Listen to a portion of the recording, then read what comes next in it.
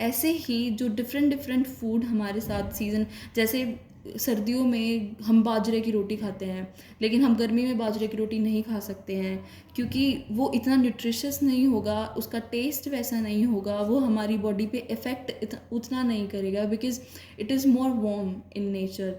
लेकिन समर्स में हमारे लिए ज़रूरी है कि हम कुछ ठंडा खाएं, तो हमारे उसी हिसाब से हमारे सीजनल फ्रूट्स होते हैं, सीजनल फूड्स होते हैं, जो हम एक सीज़न में खा सकते हैं लेकिन दूसरे सीज़न में बिल्कुल नहीं खा सकते हैं। सो वो भी हमारी डाइट को अफेक्ट करता है कि हम सर्दियों में क्या खाते हैं और गर्मियों में क्या खाते हैं।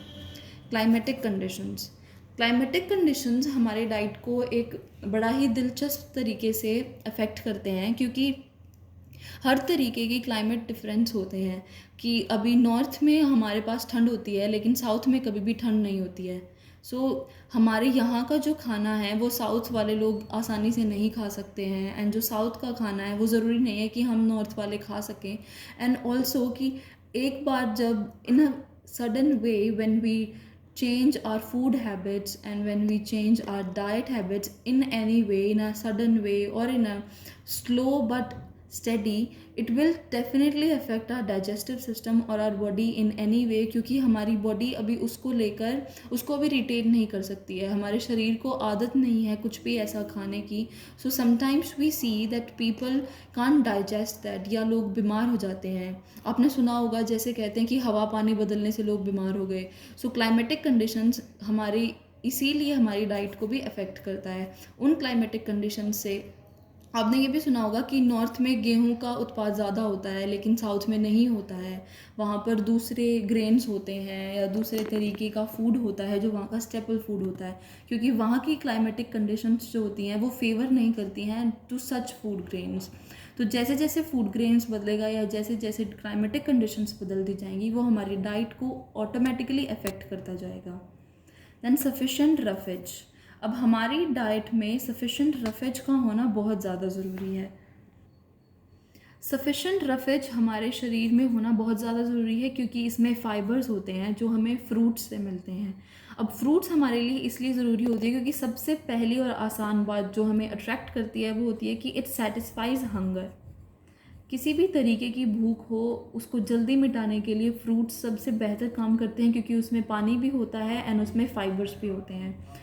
ऑल्सो वो हमारे डाइजेशन और एक्सक्रीशन में बहुत अच्छे से हेल्प करते हैं।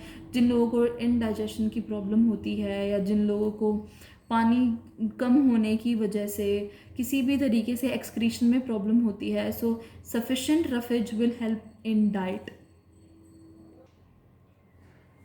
So sufficient roughage will help you. It is not a nutritive component, it is just a non-nutritive component in diet, but it will definitely help in digestion and satisfying hunger, and it is also essential in any kind of balanced diet. Another factor that will affect our diet, that can affect our diet, is of pregnant or feeding mother. Now pregnant or feeding mother does need extra diet and extra calories, more amount of carbohydrates, proteins, fats, vitamins and minerals.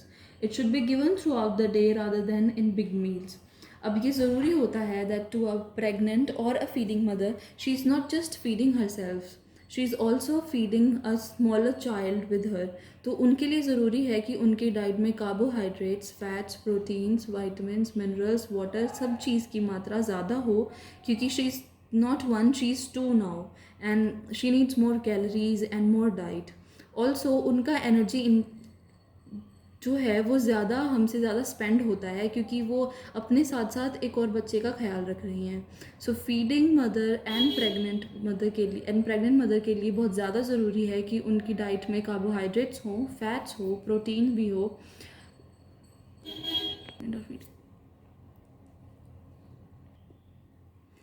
And it is also essential to know कि जब भी when we are dealing with pregnant और feeding mother, ये ज़रूरी है कि हम उनको एक साथ एक ही खाने में एक ये सारे डाइट ना दें।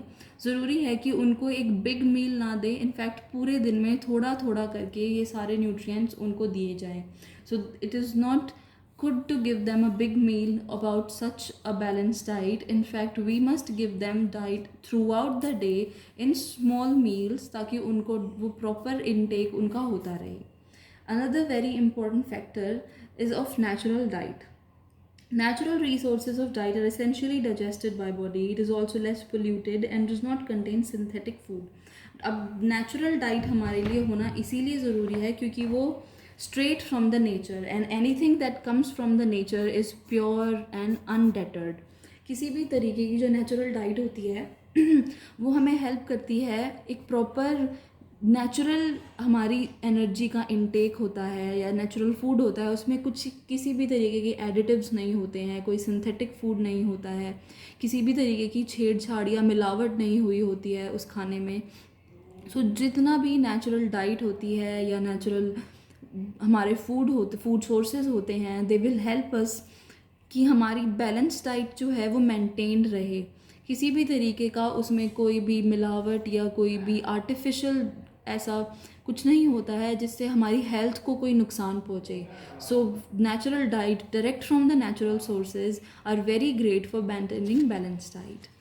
नाउ बैलेंस डाइट का मतलब होता है any diet which contains macro and micro nutrients. It has 3 types. Energy yielding food जिससे हमारे शरीर को एनर्जी मिलती है, बॉडी बिल्डिंग फूड जिससे हमारे शरीर की ग्रोथ होती है, डिफेंसिव फूड जिससे हम हमारे शरीर को बीमारियों से बचा सकते हैं. वो हेल्प करती है हमें एनर्जी मेंटेन करने में, अच्छा मेटाबॉलिज्म रखने में, प्रॉपर ग्रोथ रखने में, अच्छी इम्यूनिटी रखने में, improves health status, maintain body weight, deficiency disease से बचाती है, फास्टर रिकवरी करती है किसी भी बीमारी से, प्रॉपर फंक्शनिंग ऑफ बॉडी होती है. एंड हमारे जो फैक्टर्स जो हमारी डाइट को अफेक्ट करते हैं वो होता है एज. कोई भी एज ग्रुप, हमारा जेंडर्स, मेल्स एंड फीमेल्स की जो इनटेक्स होता है, कैलोरी इनटेक वो डिफरेंट होता है. Diet for pregnant and feeding mother अलग होता है. नेचुरल डाइट हमें किसी भी तरीके के आर्टिफिशियल फूड से बचाती है. रफेज का होना ज़रूरी है क्योंकि वो हमारी भूख को जल्दी शांत करता है. क्लाइमेटिक कंडीशंस हमारे खाने को अफेक्ट करते हैं. सीजनल फूड्स हमें अफेक्ट करते हैं क्योंकि हम उन्हें एक बार इनटेक कर सकते हैं लेकिन दूसरे सीज़न में नहीं कर सकते हैं. डाइट ड्यूरिंग हेल्थ प्रॉब्लम्स हमारे लिए बहुत ज़रूरी है ताकि हम हमारी किसी भी तरीके की बीमारी से बच सकें, क्योर हो सकें. स्पेसिफिक स्पोर्ट्स डाइट ज़रूरी है अगर आप किसी एक स्पोर्ट्स को फॉलो करना चाहते हैं एंड उससे रिलेटेड किसी भी चीज़ से किसी भी इंजरी से बचना चाहते हैं या किसी भी तरीके की अपनी ग्रोथ में हेल्प चाहते हैं, वो ज़रूरी है. बॉडी वेट मेंटेनिंग के लिए डाइट बहुत ज़रूरी है एंड किसी भी तरीके की वर्कआउट एंड प्रोफेशन में ऐसे डाइट का होना बहुत ज़रूरी है. So overall, this is all about balanced diet.